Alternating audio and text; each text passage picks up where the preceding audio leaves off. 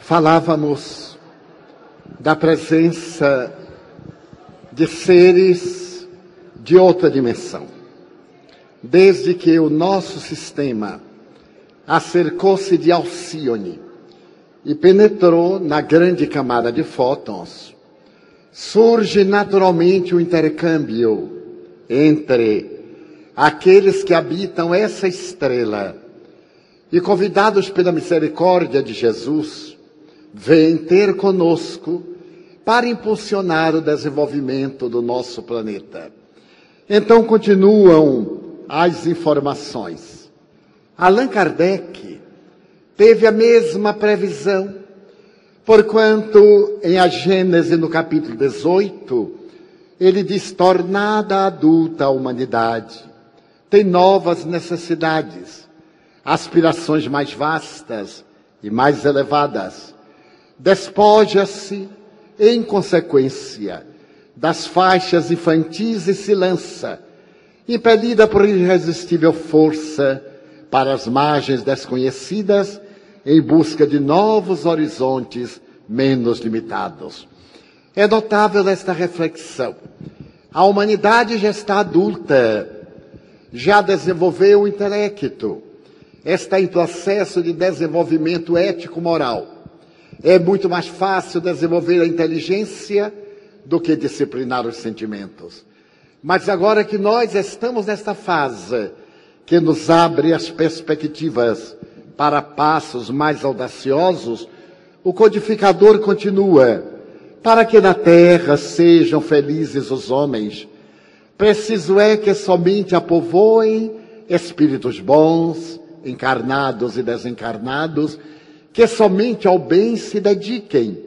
Havendo chegado o tempo, grande emigração se verificará dos que a habitam, a dos que praticam o mal pelo mal, ainda não tocados pelo sentimento do bem, os quais, já não sendo dignos do planeta transformado, serão excluídos, porque senão lhe ocasionariam de novo perturbação e confusão, e constituiriam obstáculo ao progresso. Substituí-los-ão espíritos melhores, que farão reinem em seu seio a justiça, a paz e a fraternidade. Então asseveram os espíritos que nesse período da grande transição, o que já vem ocorrendo, espíritos nobres, do período de Péricles na Grécia, os grandes trágicos, do período de Sócrates e de Platão, os grandes sábios da antiguidade, Forri, Confúcios, Anaxágoras, Siddhartha Gautama, Krishna, Arjuna, eles mergulharão na matéria para darem o grande passo para que haja o que a Bíblia chama o Armagedon. Armagedon é um vale, o vale de Josafá, que fica numa região de Israel, entre a Palestina e o mundo exterior, o Oriente Médio. Então as tradições bíblicas asseveravam que ali se travaria a última batalha, a batalha do bem, a batalha do mal. É naturalmente uma proposta mítica, porque hoje as armas inteligentes não necessitam sequer das criaturas. Mandam-se os mísseis com uma exatidão quase de 90%. Mas Armagedon hoje é a terra, é o vale das paixões, em que se travará a grande batalha do bem e do mal. Estarão reencarnados espíritos nobres, aqueles filósofos pré-cristãos, que vieram no período de Caio Augusto César, o grande pioneiro de uma renovação, quando Jesus nasce. Então Salustio, Mecenas, Tito Livio, Virgílio, estarão reencarnando-se. Reencarnar-se-ão os grandes pensadores neoplatônicos de Alexandria, os grandes pais do cristianismo primitivo, os renascentistas.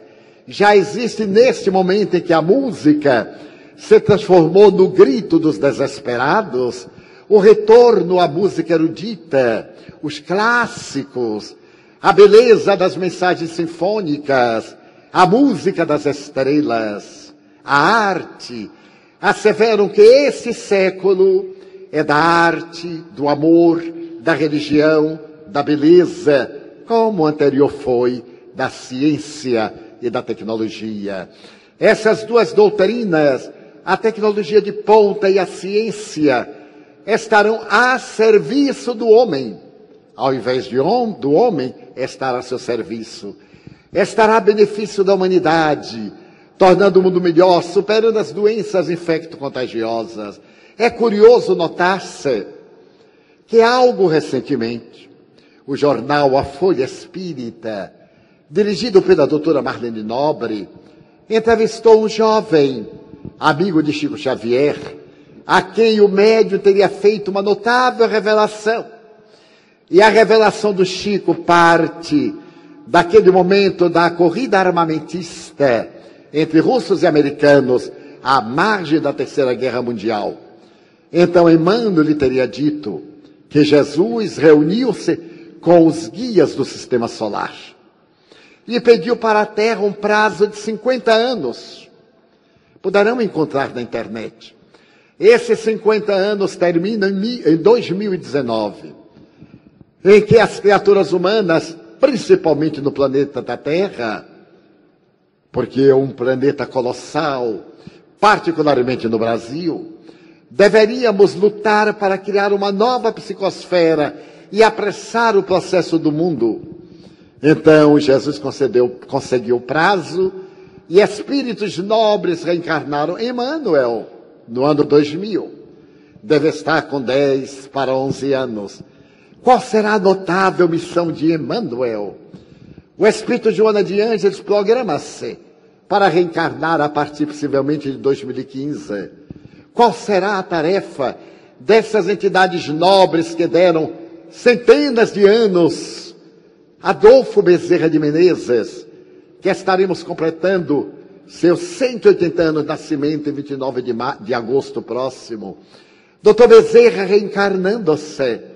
Que será a proposta sublime de um espírito dessa talha, que a convite de Maria Santíssima, quando completou 50 anos desencarnado, foi oferecido para ele escolher no sistema solar onde desejaria reencarnar-se.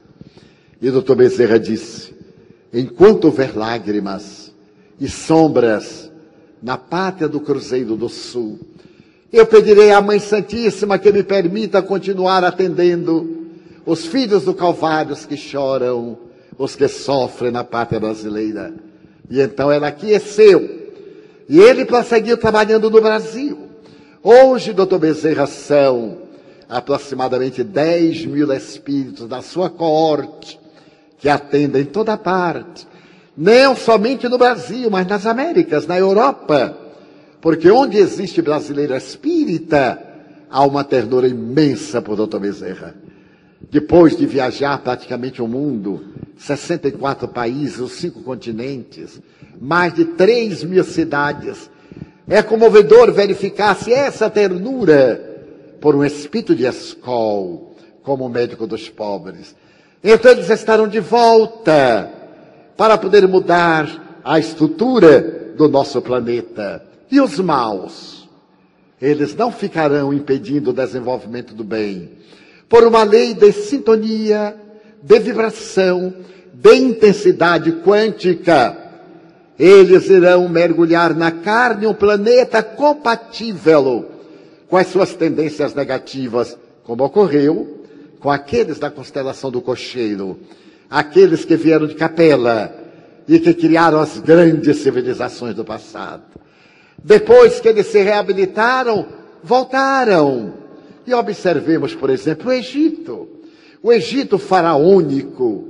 Aonde estão aqueles arquitetos notáveis? Hoje o Egito é uma terra pobre, que vive das suas tradições, caracterizada por uma miséria, pelo terror de Mubarak, que o governou por 40 anos e agora está sendo devorado por um câncer. Porque ninguém foge de si mesmo. Nós somos os construtores da nossa felicidade.